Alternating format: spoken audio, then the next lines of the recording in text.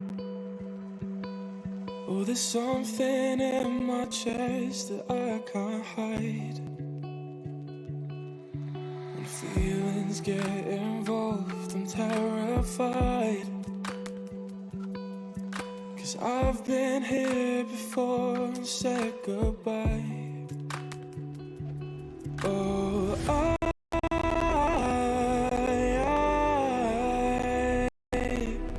are you the one when I try to look, I wish I'd find? Oh,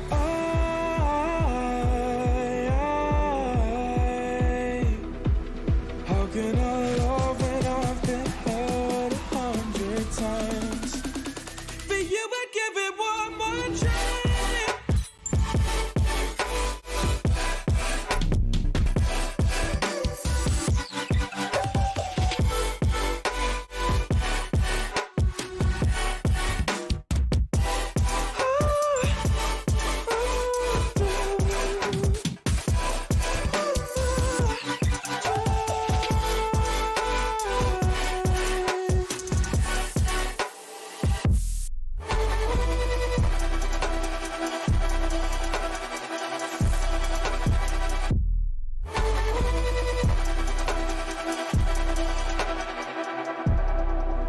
Turn away and wrestle with my doubts. Oh, I leave them all behind, but don't know how. Bury my head deep within the crowd, but I'm reaching for your hand to pull me out. Oh,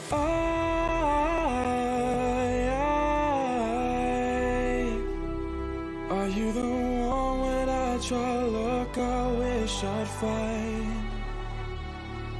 Oh,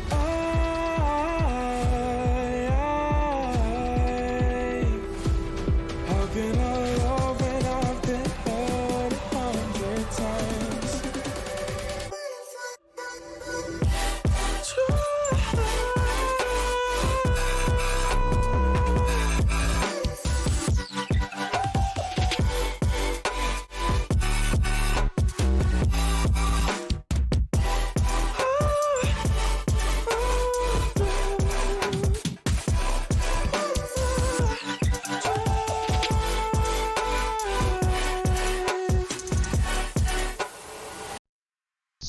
Okay, good evening. It is time for some more of the 48 liberal lies about American history. And I'm going to try to get through 3 of them tonight. First one is fairly long, but the next 2 after that are really short. So we are on lie number 11. So it is no terrorists or weapons of mass destruction were hiding in Iraq.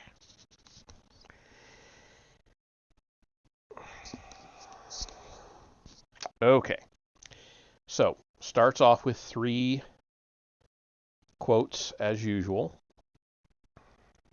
The web of half-truths and falsehoods used to sell the war did not happen by accident. It was woven by design and foisted on the public by a PR operation built expressly for that purpose. And that's by Frank Rich, New York Times, November 27th, 2005. The second one is, a systematic search found no active production facilities or stockpiles for chemical, nuclear, or biological weapons of mass destruction, refuting one of the basic justifications for the war. That's by David Goldfield et al., The American Journey. And the third one is, yet another administration claim was laid to rest in September 2004 when the National Commission appointed to investigate 9/11 reported that it had found no credible evidence that Iraq and Al-Qaeda had cooperated on attacks against the United States. And that is by Erwin Unger from These United States. Okay. So, here we go. Repeat a fib often enough and it becomes accepted truth. Hitler called it the big lie. In this case, boy, that's something we've been hearing a lot, huh? In this case, the lie is that Saddam Hussein's Iraq was no threat to anyone prior to the U.S. invasion in March 2003. In October 2002, President George W. Bush laid out the case for deposing Iraqi dictator Saddam Hussein at the Cincinnati Union Terminal. His case rested on three main stated premises. 1. There were weapons of mass destruction, WMDs, in Iraq, which could fall into the hands of terrorists. 2. There were terrorists in Iraq for those weapons to be given to, and 3, the Iraqi people, if offered a chance at democracy, would provide an important buffer in the Middle East against further terrorism. 5 years later, presidential candidate John Edwards referred to the quote-unquote war on terror as a bumper sticker, and virtually all politicians in Washington, including many of the president's staunchest allies, have repudiated the claim that there were WMDs in Iraq. I'm going to reserve my comments for now. The forgotten question in all this is, quote, if there were no weapons of mass destructions in Iraq, why did everyone and his brother say that there were prior to the election of George W. Bush? End quote. The French, British, Spanish, Australian, Japanese, German, Israeli, and NATO intelligence services all confirmed the existence of such weapons, as did Iran. Egypt's president and the King of Jordan both told General Tommy Franks in 2002 that the WMDs were in Iraq. Russia's Vladimir Putin not only reaffirmed that the WMDs were there, but warned President Bush that his country's intelligence services had received information about an impending strike against the United States, specifically using these weapons. The United Nations, in more than a dozen Security Council resolutions, claimed Iraq and had WMDs and demanded that Saddam disarm. He ignored the UN. Well, can't blame him for ignoring the UN. The UN are worthless pieces of shit. But physical evidence from the gassing of the Kurds in 1988 and from the use of chemical and biological chem-bio weapons in the Iran-Iraq War of the 1980s established that Saddam had WMDs in 88. WMDs that the United Nations never could account for, including 6,500 chemical weapons, according to Hans Blix. Deserters and defectors from Iraq's military affirmed he had WMDs, and some 4 tons of biological agents were never found. Among those in the American leadership who stated without question that Saddam had WMDs were President Bill Clinton, who said in 1998, quote, we want to seriously diminish the threat posed by Iraq's weapons of mass destruction program, end quote.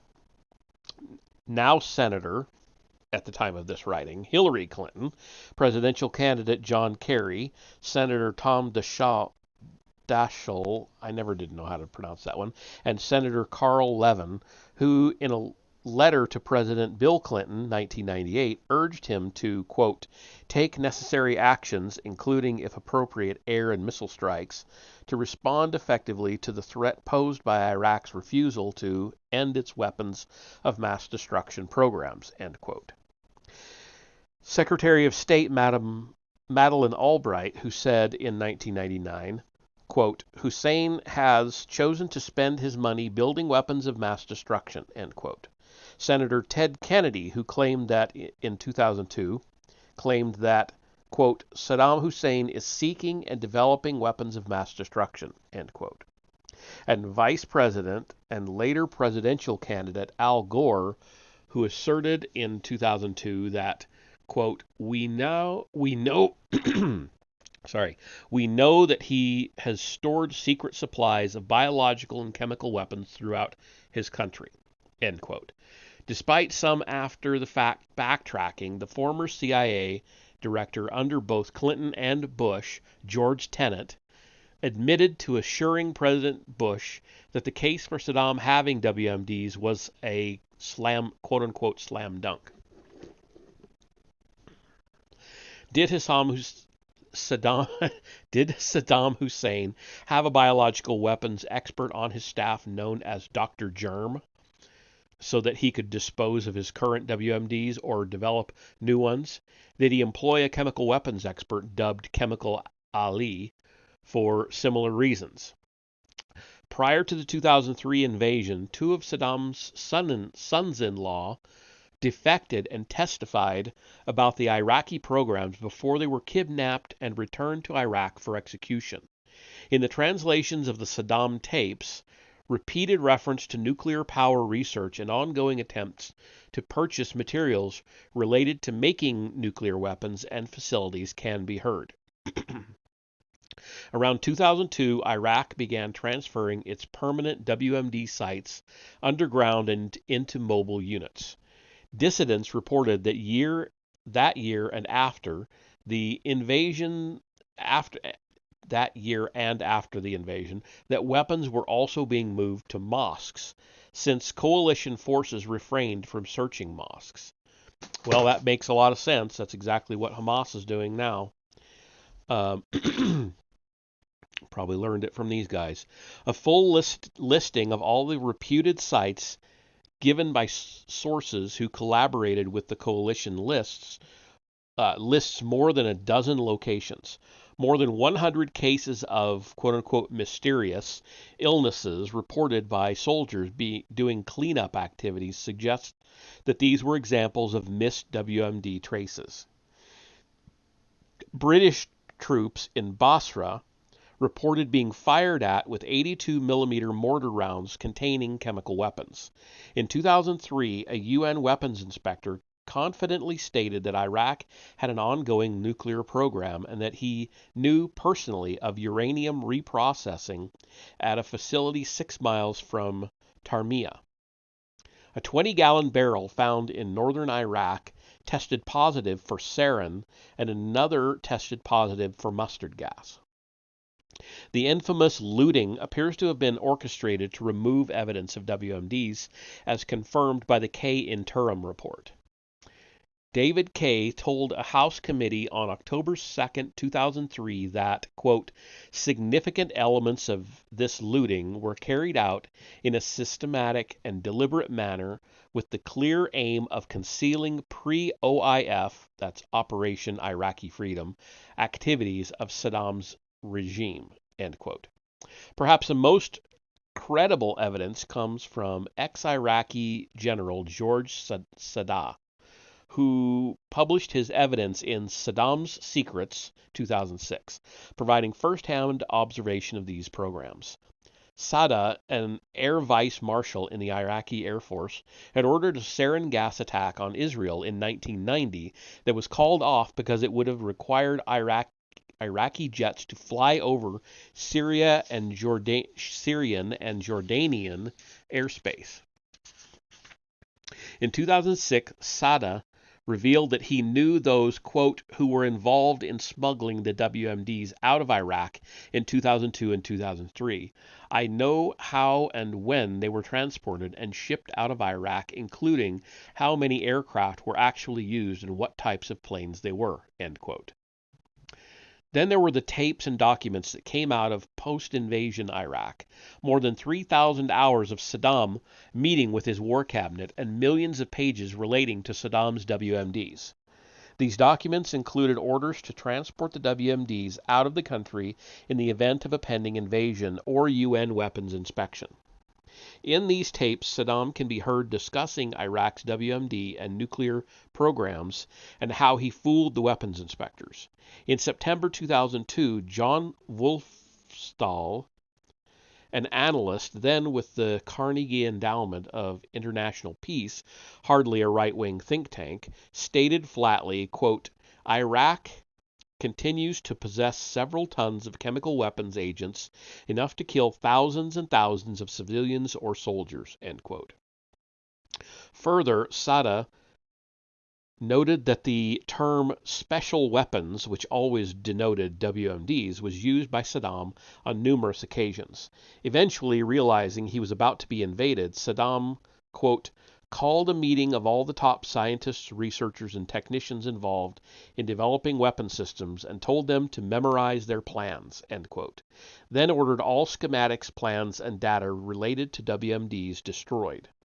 When a Syrian dam broke in 2002, the Syrian president Bashar al-Assad asked Saddam for help. Interspersed in the relief effort were the main elements of the WMD program. Some 56 sorties of commercial jetliners with their seats and other equipment removed to make room for the WMDs took the weapons to Syria. Demetrios Parakos, president of the United Nations Monitoring, Verification and Inspection Commission, UNMOVIC, confirmed in June 2004 that Saddam had indeed smuggled the WMDs out of Iraq before the war. Clearly, Syria was implicated. Other sources also suggest the Russians supplied trucks to assist this move, and no one in the UN or in the U.S. government wanted to, quote-unquote, go there. So the WMD issue was dropped. The Jordanians, however, knew the real story and broke up a plot by Abu Musab al-Zarqawi to explode, quote, a large chemical weapon in the center of Amman, Jordan, end quote. If the weapons inspectors and Iraq study group had looked half as hard for the WMDs as Nixon's tormentors looked for evidence of his involvement in Watergate, they'd be awash in chemical and biological weapons right now.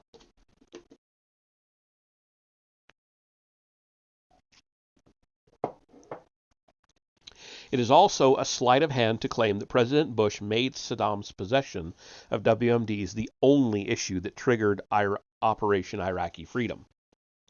While he primarily focused on WMDs in the famous 2002 State of the Union Axis of Evil speech, in his Cincinnati address leading up to the war 9 months later, he listed three main casus belli, namely WMDs, the presence of terrorists, including but not limited to Al-Qaeda in Iraq, and the prospect that a free and democratic Iraq would further reduce the conditions that supported and nourished terrorism. Subsequently, most commentators focused solely on the comments about WMDs. The misdirection was also present, but not as pronounced in the press coverage of the Axis of Evil speech itself, whereby the media glossed over the president's statement that North Korea, Iraq, and Iran were merely examples. By zeroing in on the three, the media left, quote, them in possession of the field of evil, end quote. As media historian Jim Kuipers showed, virtually none of the media picked up on the larger concept relayed by Bush, even as they recoiled against the term evil. Even then, however, the CBS Morning News noted that, quote, the CIA believes Iraq has been trying to develop nuclear weapons and already have chemical and probably biological weapons, end quote. As Kuipers concludes about the press coverage that followed, quote, in a definitive shift from the previous chapters, opinion essays and editorials following the State of the Union took a decidedly negative shape, end quote. Then there were the deniers, people such as Richard Clarke, former Clinton and Bush counterterrorism official, who made the ridiculous claim, quote, there's absolutely no evidence that Iraq was supporting al-Qaeda ever, end quote. As Stephen Hayes, who has studied the al-Qaeda Iraq links, noted, there were, quote, literally hundreds of intelligence reports detailing links between Iraq and al-Qaeda's worldwide operations, end quote. The website Regime of Terror lists dozens of specific terrorists in Iraq prior to Operation Iraqi Freedom. President Bush went out of his way to state that there was not any evidence ruling out any Iraqi involvement in the 9/11 attacks, but no one has ruled it out, and some circumstantial and speculative evidence suggests such a connection may exist.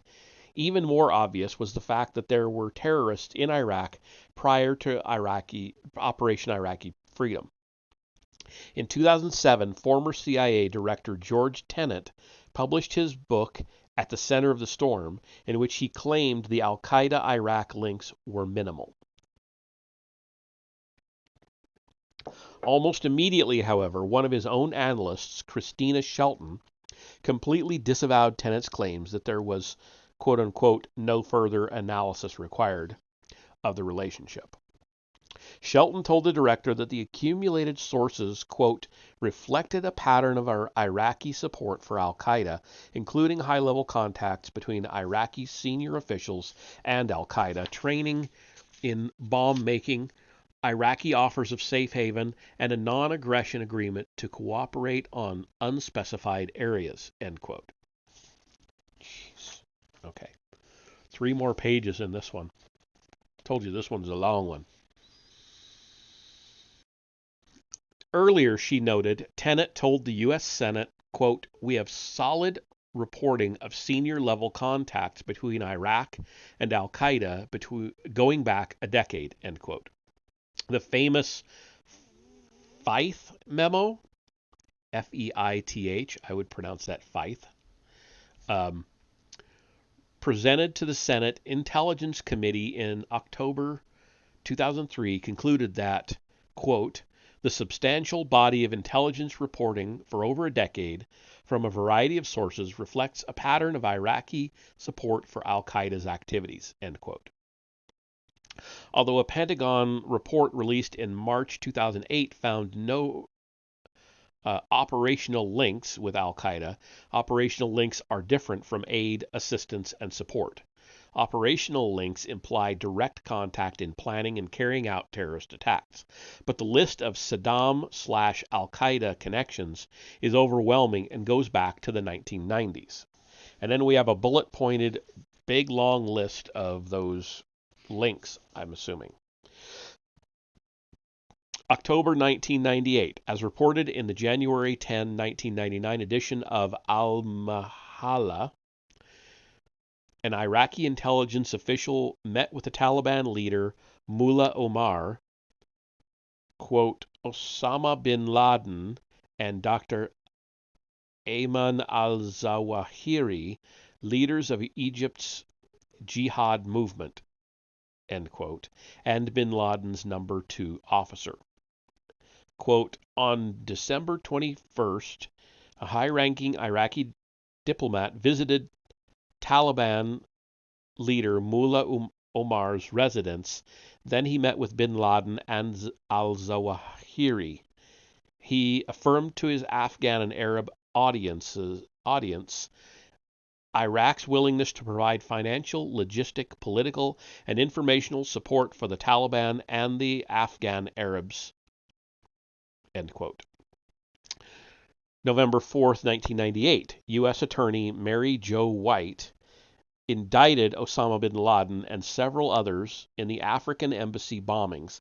That indictment contained this stunning phrase, quote, on particular projects, specifically including weapons development, al-Qaeda would work cooperatively with the government of Iraq, end quote. In 1998, the CIA reported from a regular and reliable source, quote-unquote, about meetings between al-Qaeda and Iraqi intelligence. January 15, 1999, Cynthia McFadden of ABC News reported that bin Laden was, quote, in secret meetings with Saddam Hussein's top men, end quote. February 6, 1999, The Guardian reported, quote, the Western Nightmare, Saddam and bin Laden versus the world, end quote. December 2000, 2 al-Qaeda operatives were sent to Iraq for training in chemical and biological weapons. The highly regarded Janes Report in September 2001, just a week after the World Trade Center attacks, that, quote, for the past 2 years, Iraqi intelligence officers were shuttling between Baghdad and Afghanistan, meeting with Ayman al-Zawahiri, end quote. November 11, 2001, the London Observer reported an active camp called Salman Pak, where students practiced hijacking techniques on a Boeing 707.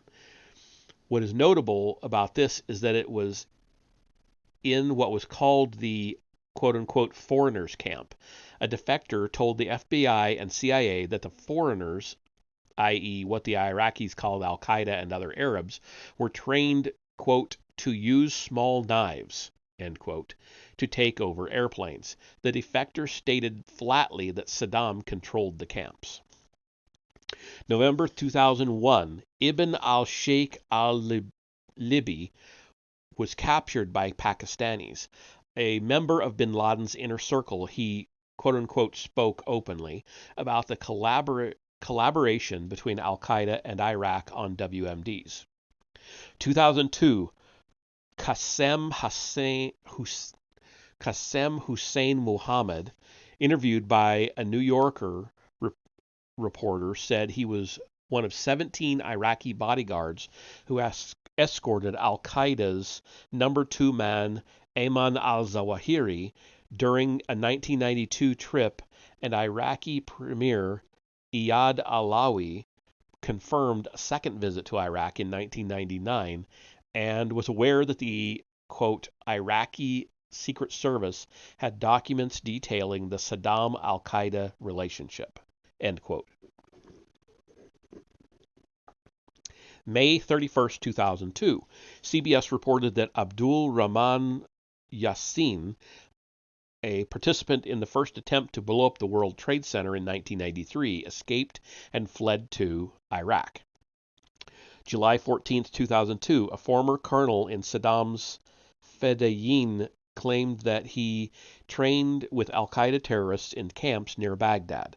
A man known as the Ghost trained terrorists at Salman Pak and other locations and told interrogators that there were foreigners at those camps and that they were trained separately from Iraqis. September 5, 2002, CBS News reported more than 1,000 victims of the 9/11 attacks sued Iraq for its involvement in the conspiracy with Osama bin Laden to attack the United States. The suit claimed that Iraqi officials were aware of the plan before 9/11, and one of the lawyers bringing the suit said, quote, "We have evidence Iraq knew and approved of the September 11th attacks," end quote. October 2002, House Minority Leader Richard Gephardt, a Democrat from Missouri, said on ABC's This Week that he had seen lots of intelligence that Saddam had ties to Al-Qaeda. February 7, 2003, The Independent in Britain identified Abu Musab al-Zarqawi as the, quote, head of an Iraqi-based Al-Qaeda cell, end quote. Note that this was more than a month before the U.S. invasion. March 16, 2003, Spain indicted Yusuf Galan, who was photographed at an al-Qaeda camp, for being, quote, directly involved with the preparation and carrying out of the attacks by the suicide pilots on 11 September, end quote. In 2007, questions still remain as to Saddam's connections to the first World Trade Center bombing and the Oklahoma City bombing. All right, so that's the end of that bulleted list, and now he wraps it up with the rest of this page. Note that none of this evidence gets to some of the most damning material produced by the Czech Republic, which alleges that the foreign minister of Iraq met with Mohammed Atta in Prague just months before the 9/11 attacks. Czech intelligence to this day stands by that claim, and a security camera clearly shows Ahmed Samir al-Ani casing a U.S. government building in Prague with a man who looked remarkably like Atta. George Tenet, former CIA director, said that while he did not have clear evidence, he thought the meeting took place. We won't even bother with the non-Al-Qaeda terrorists, such as the late Abu Nidal or Abd al-Rahman Isa, his second in command, who were harbored by Saddam for years, or the uncomfortable evidence raised by the Laurie Milroy, a Clinton advisor on Iraq, that the main perpetrator of the 93 World Trade Center bombing, Ramzi Youssef was known as Rashid the Iraqi, and that one of his conspirators, Mohammed Salameh, made 46 phone calls to Iraq prior to the bombing. Yet another of the 1993 bombers, Abdul Rahman Yassin, traveled to the United States from Baghdad and then escaped after the bombing to Baghdad, where his presence was well known to Iraqi secret police. Even a Newsweek reporter found him in Baghdad, but of course there were no terrorists in Iraq. Instead, it's better to let Ayman al-Zawahiri state the case himself, as in July 2007 when he said Iraq was the centerpiece of al-Qaeda's terror efforts and urged Muslims to, quote, rush to the fields of jihad, end quote, in Iraq. According to USA Today, Rita Katz, director of the now-defunct SITE Institute, which monitored terrorist-related activity around the world, quote, said she didn't have any doubt that al-Qaeda in Iraq is linked to bin Laden's network, end quote. The best news contained in the July 2007 video is that Zawahiri displayed concern that al-Qaeda was losing in Iraq. George Bush's original claims of both WMDs and terrorists in Iraq were not only valid, they were overwhelming. And that's the end of that one. I'm still not sure I quite believe the WMD thing, but okay, whatever. Oh, well, I don't have any captions. I can't figure out how to get those other old ones to work. And I haven't found a better one.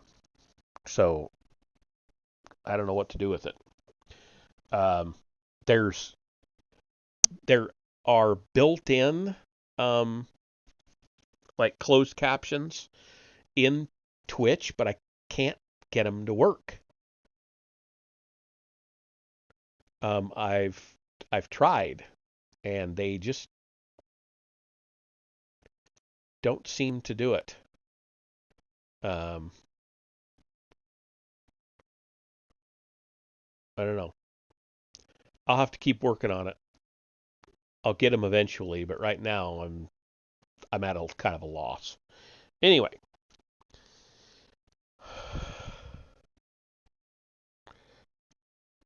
So that's the end of 11.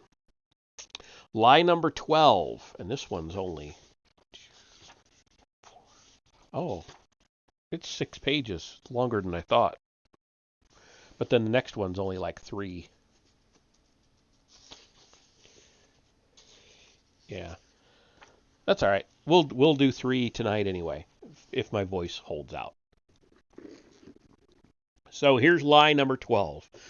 The founders envisioned a wall of separation between church and state, keeping religious influence out of government. We all know that one's false. It was never part of it. But let's see what he has to say about it. It only has one quote to begin with on this one. The Founding Fathers did not intend to establish the United States of America as a Christian nation, and the assertion that the United States was founded as a Christian nation is itself a myth. That is by Mark Weldon Witten, The Myth of Christian America. Okay, here we go. How many times have you heard that there is a wall of separation between church and state, and that the Constitution prohibits any kind of state religion? No one, well, actually, the First Amendment does prohibit the establishment of a state religion. I'm pretty damn sure, but we'll see what he has to say. Prohibits any kind of state religion. No one would be more surprised and aghast at such an interpretation than the founders and their forefathers, the ones who set up the state constitutions on which the U.S. Constitution was based. As late as 1833, Justice Joseph Story, who asked Chief Justice John Marshall, Chief Justice John Marshall, was perhaps our greatest legal mind in the antebellum era, wrote, quote, the whole power over this subject of religion is left exclusively to the state governments to be acted upon according to their own sense of justice and state constitutions, end quote.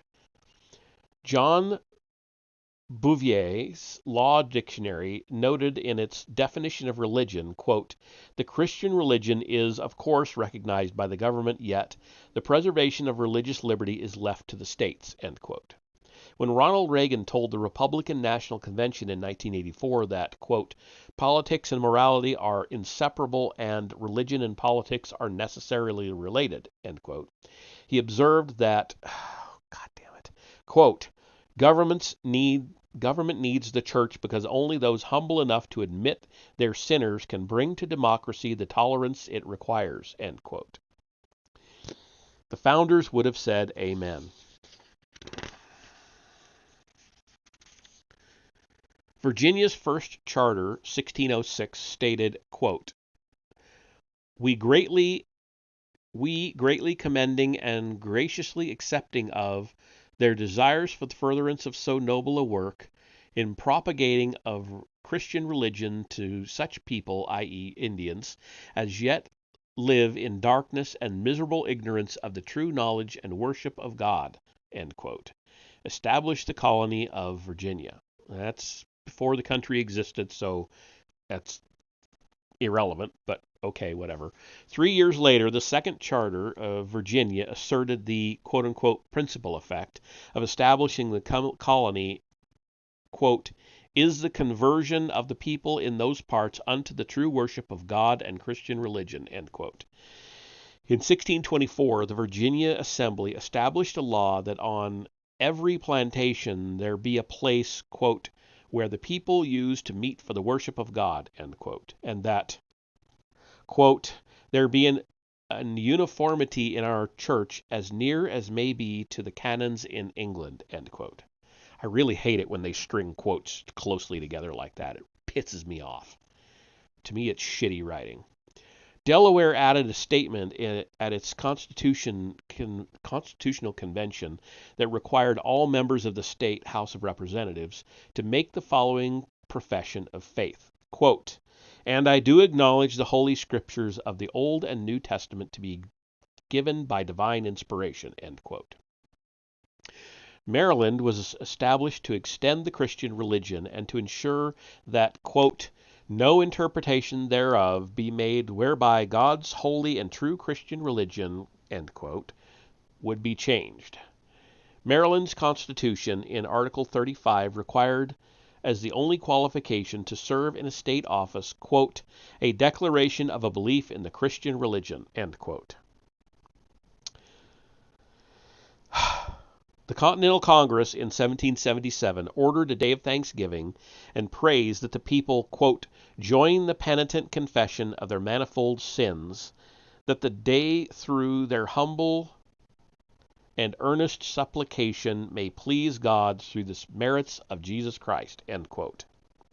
Even the supposed deist Benjamin Franklin urged the members of the Constitutional Convention to pray, saying, and this is a fairly long one, quote, "I have lived, sir, a long time, and the longer I live, the more convincing proofs I see of this truth, that God governs in the affairs of men, and if a sparrow cannot fall to the ground without his notice, it is probable that an empire can rise without his aid?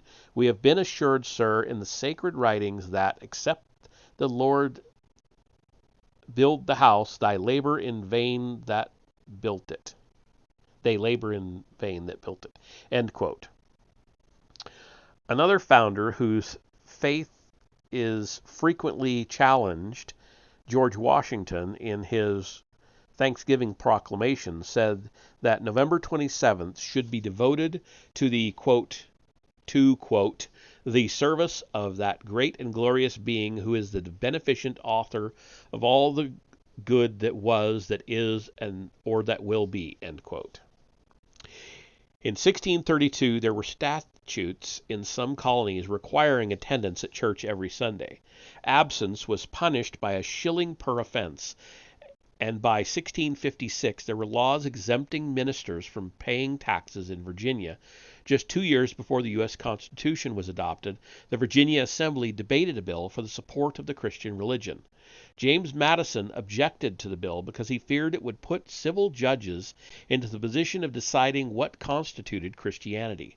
Yet Madison reasoned the bill was, quote, adverse to the diffusion of Christianity, end quote, and was concerned that the bill would discourage those followers of, quote unquote, false religions from, quote, coming into the religion of the light of truth, i.e. Christianity, end quote.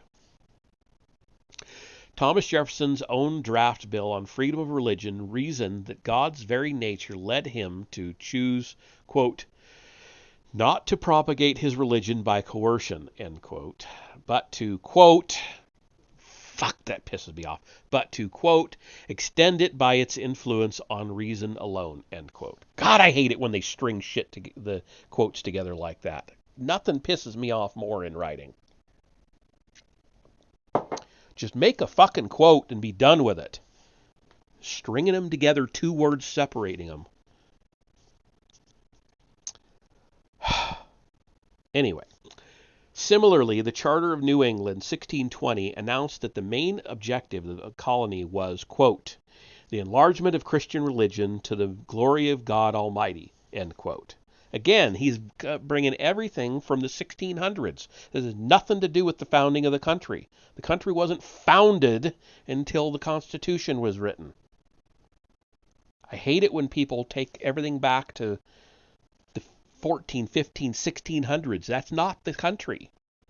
Has nothing to do with America. That's the British colonies.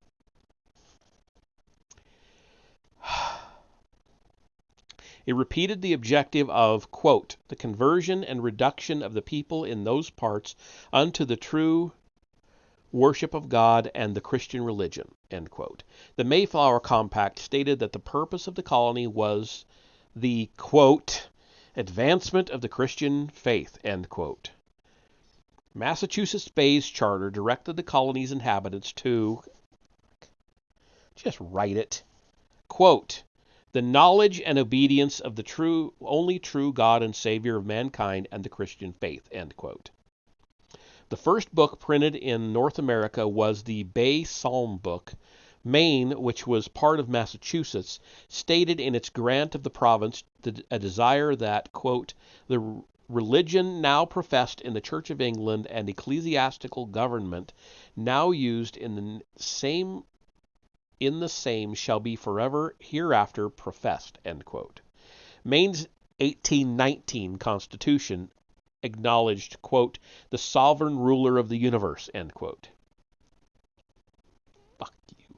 And implored, quote unquote, God's aid and direction. It reiterated the, quote, God, just fucking write it yourself. It reiterated the, quote, natural and inalienable right to worship Almighty God, end quote, according to the dictates of each person's conscience, and allowed, quote, no preference of any one sect, end quote, under the law.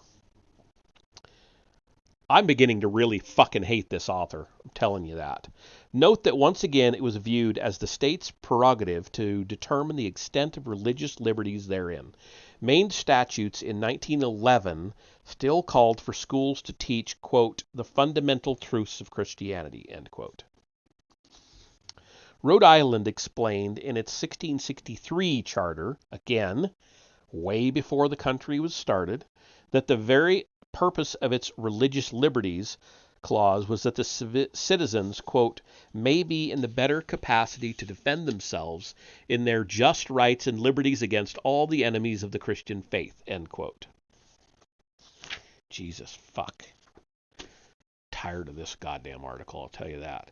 And on and on. The founding documents of every one of the original 13 colonies reveals them to be awash in the concepts of Christianity and God. Whatever the documents intended by religious freedom, they never in any way, shape, or form intended the state to interfere with Christian religious expression. It is therefore silly and unsupported to claim, as religious historian John Butler tries to do, that, quote, revolutionary America wasn't a Christian nation, end quote. Christians played so dominant a role in the American Revolution that Joseph Galloway, a loyalist, complained that the rebellion was led by, quote, Congregationalists, Presbyterians, and smugglers, end quote. Of course, it is Thomas Jefferson's single quote-unquote wall of separation letter that most secularists leap to cite as evidence of secular republic. Excuse me. It should go without mentioning that the phrase separation of church and state itself never appears in the U.S. Constitution, but was extracted from Jefferson's wall comment, yet has been the root cause of innumerable modern problems. Jefferson, certainly no Christian by any acceptable definition, nevertheless wrote the Virginia Sabbath Law and penned ordinances sanctioning days of prayer and fasting. It was Virginia's incorporation of the Protestant Episcopal Church that caused Baptists and Presbyterians to complain about state ties. By that time, most colonies, then states, had constitutions that established religious liberty, i.e., not regulating against the practice of religion. This was a far cry from prohibitions against religious activities in public places or with official government sanction. Mark Knoll, one of the leading scholars of American religion, acknowledges that, quote, the colonial background of the new states was so overwhelmingly Protestant that it was simply assumed that such things as Sunday legislation, laws prohibiting atheism and promoting public morals, and the regular use of Christian language by government officials were appropriate, end quote. The simple fact is that the new United States was so overwhelmingly Christian in its outlook that there was never any consideration given to non-Christian groups such as Muslims, Hindus, or Buddhists in the deliberations about the law or constitutions. Jews, while never numerous enough to attract attention, were quietly allowed to practice their faith and over time accepted openly. How many early Americans attended church was one thing. Some suggest only about a third, but what was called adherence or regular participation in religious activities and church-going may have reached 3/4 of the American colonists. The aforementioned Supreme Court Justice Joseph Story said in 1812 that the First Amendment allowed Christianity to, quote, receive encouragement from the state so far as was not incompatible with the private rights of conscience and freedom of religious worship, end quote. Moreover, as Knoll explains, quote, none of the founders interpreted the First Amendment as prohibiting religiously grounded arguments for general public policy, end quote. And if America started as overwhelmingly Christian and substantially Protestant, it became even more so as the founding generation was replaced by the subsequent citizens who grew up still bothering to read the Constitution. Quote, the line between religious and religion and politics has always been a thin one in America, end quote, Knoll writes. Quote, in the heyday of evangelical America, 1800 to 1865, it was virtually non-existent, end quote. Even the U.S. Supreme Court, as late as 1892, Church of the Holy Trinity versus United States, found in a unanimous decision, quote, our laws and institutions necessarily are based upon and embody the teachings of the Redeemer of mankind. In this sense and to this extent, our civilization and our institutions are emphatically Christian. This is a Christian nation, end quote. And even in 2007, Congress still begins its sessions with prayers. Chaplains are still on the payroll of the U.S. military, and presidents still proclaim days of prayer and thanksgiving. Moreover, virtually every American president publicly acknowledged the Creator, divine providence, or some other euphemism for God, all within the overall Christian context. Polls show that 60% of Americans believe their president should be religious, and nearly 1/3 make adherence to a specific religion the deciding factor in their vote. All 43 presidents have, quote-unquote, been friendly toward organized religion. 32 have been church members, and all of them considered themselves to be Christians. Even Jefferson, in a strange way, thought himself a follower of Christian precepts. Theodore Roosevelt prayed without ceasing, quote unquote, and frequently read the Bible. Roosevelt urged all Christians to work together, but, quote, insisted that Christianity was superior to all other faiths, end quote. Woodrow Wilson stated boldly, quote, the Bible is the word of life, end quote, and he prayed unceasingly. To those who knew Franklin Roosevelt, he was a, quote, deeply religious man, end quote, who, continuing the quote, adorned the doctrine of Christ by a consistent walk and holy life, end quote. President Dwight Eisenhower, recalling his time as a general, told Claire Booth Luce in 1952, quote, do you think I could have fought my way through this war, ordered thousands of fellows to their deaths, if I couldn't have got down on my knees and called and talked to God? I couldn't live a day of my life without God, end quote.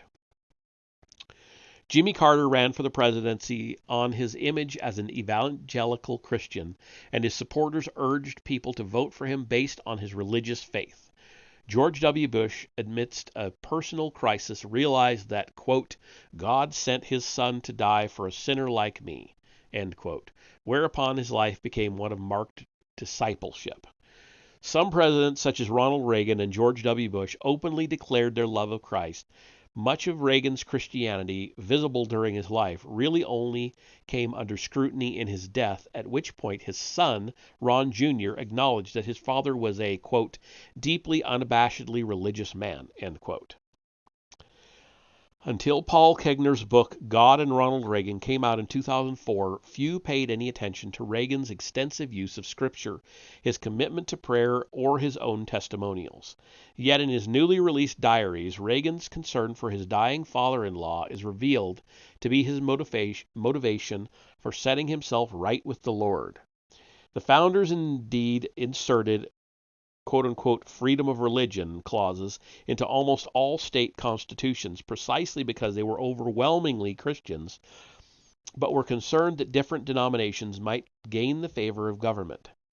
Disestablishment clauses were strictly intended to protect the observance of Christianity and Christian traditions, but in any event, such authority was always considered to be solely the domain of the state. The founders never dreamed that subsequent generations would seek to take crosses off federal lands or ban "In God We Trust" from money, or, above all, ban prayer in public schools. Such a perversion of the freedom of religion clauses to oppress Christianity would have been abhorrent and fought to the death.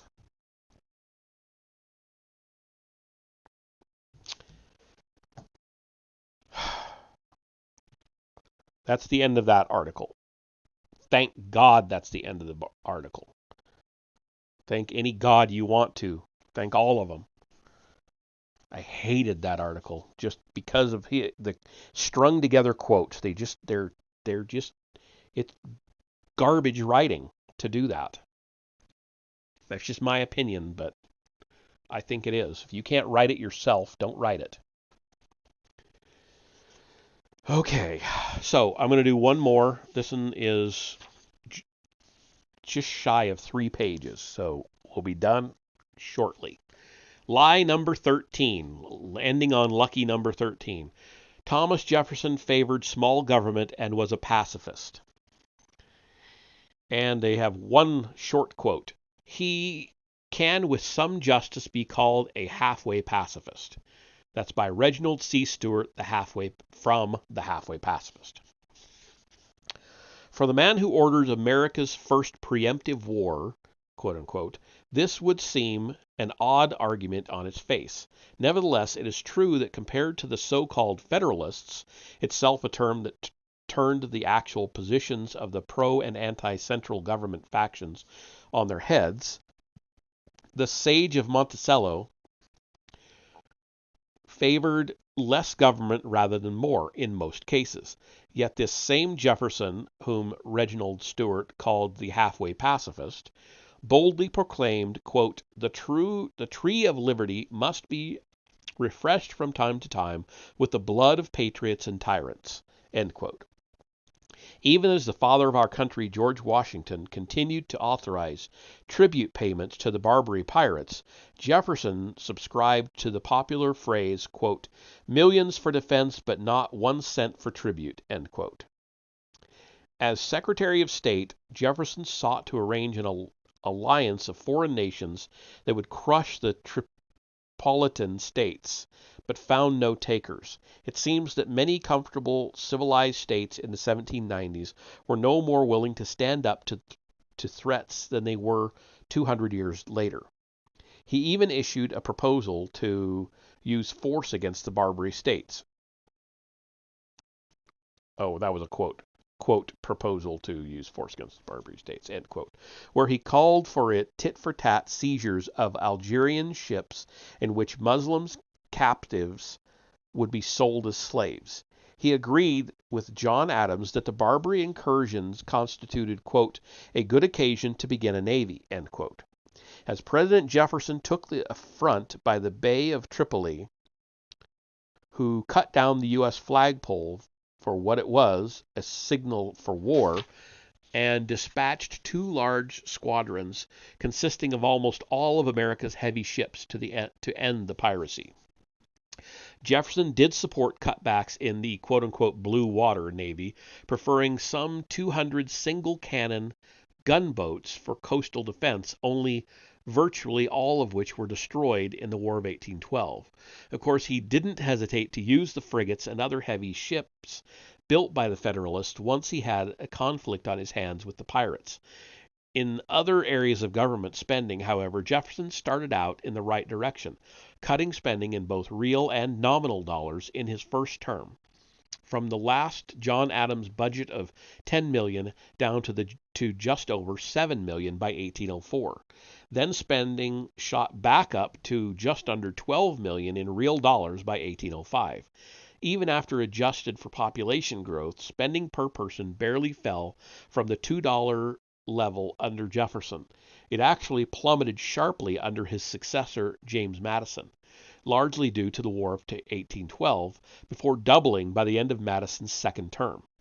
Economist Robert Martin has shown that as per capita income fell during Jefferson's second term due to his embargo, wherein the U.S. government prohibited goods to be sold to the belligerents in the Napoleonic Wars, the increase of government spending as a share of all national spending slightly increased.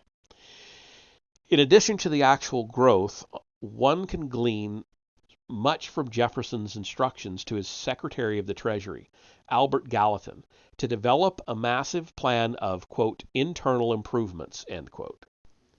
In the parlance of the day, that meant building roads, clearing harbors and rivers, and building canals.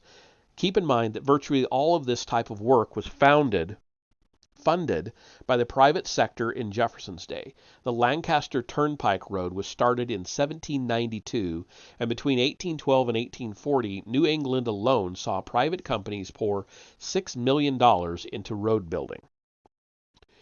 It is therefore surprising to see Jefferson order Gallatin to prepare an extensive report to Congress in 1808, in which he concluded, quote, the general government can alone remove these obstacles, end quote, to improving transportation. No question Americans faced problems in traveling. When the national road was undertaken, contractors were permitted to leave, quote, any tree stump less than 18 inches tall in the roadway, end quote.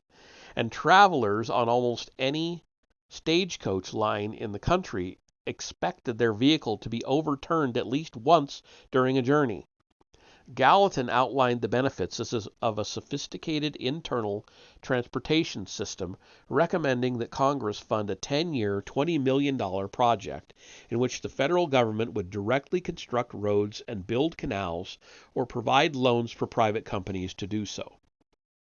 He detailed $16 million worth of specific programs, including a canal connecting the Atlantic coast and the Great Lakes.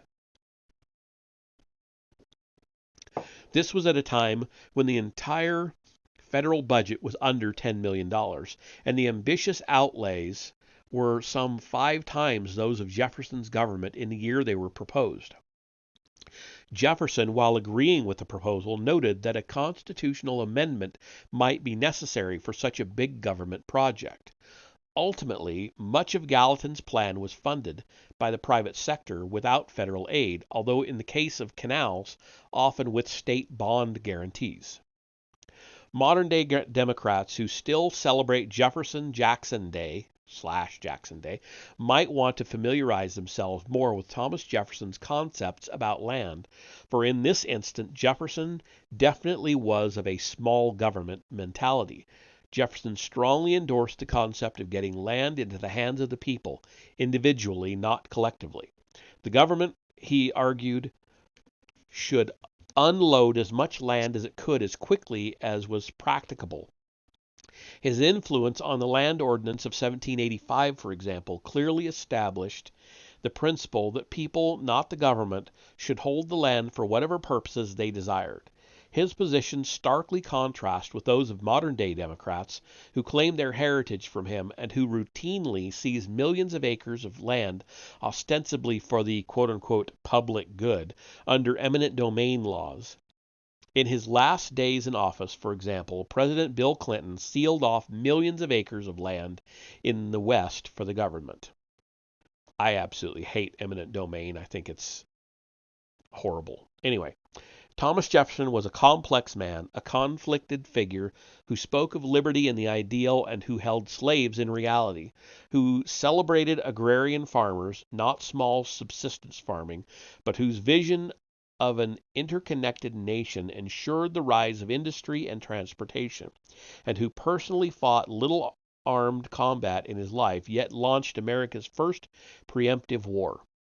He sincerely believed in a true Federalist model with most power allocated to the states, but he ordered the planning of, though he did not enact, the most comprehensive and sweeping public work project of any American administration prior to the Civil War. While different in many respects from the Federalists whom he despised, Jefferson had more in common with John Adams than he may have thought. And that's the end of that one. That one was much more pleasant to read. All right, so that will be where we end it tonight. And we'll be picking up next time with a lovely one. Lie number 14. Women had no rights in early America. So we'll see what he has to say next Friday on that one. That one article, though, my God.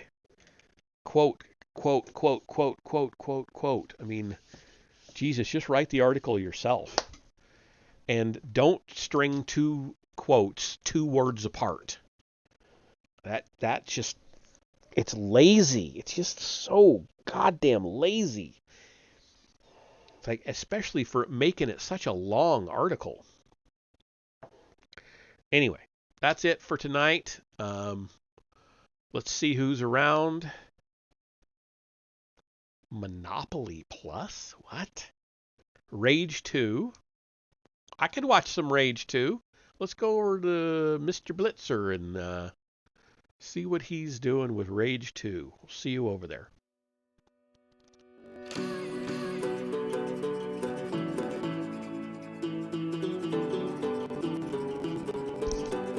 My heart is beating. I know the pieces. One is broken, one is beat. Because I have seen the apart. I have known so the body.